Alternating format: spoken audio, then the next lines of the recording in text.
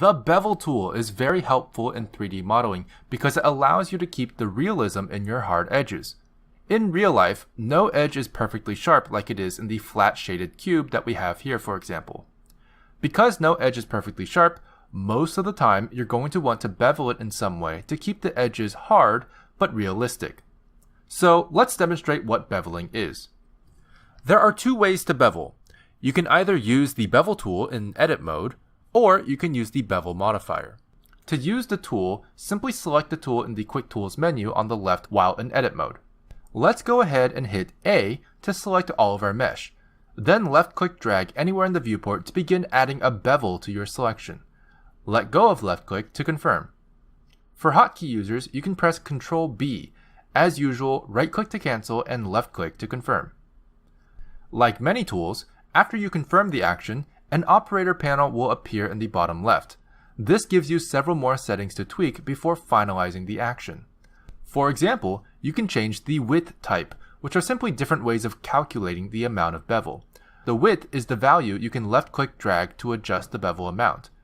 As for segments, this setting lets you change the resolution of the bevel, as the more segments you have, the rounder your corners can be, and profile adjusts the curvature of your beveled edges. Checking vertex only option will only bevel using vertices instead of edges as the source geometry.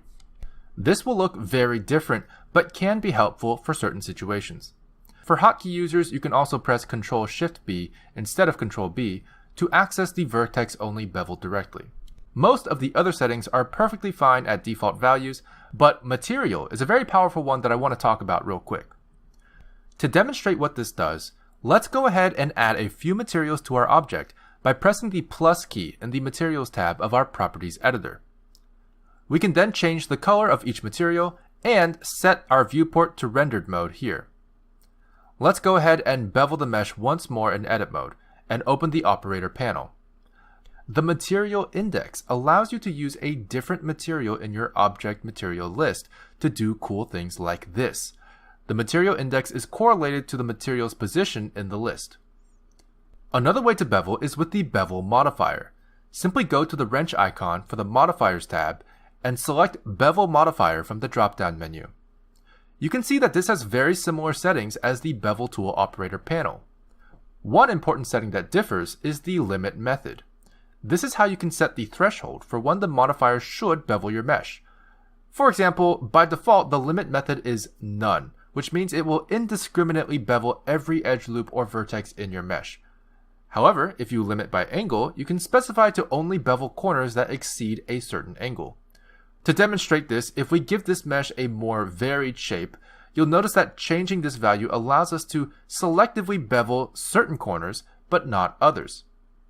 On the other hand, weight and vertex groups allow you to hand-pick which corners get beveled. As with all modifiers, the bevel modifier is non-destructive, allowing you to work with your original mesh while still having bevel applied on top of your edits with no consequence.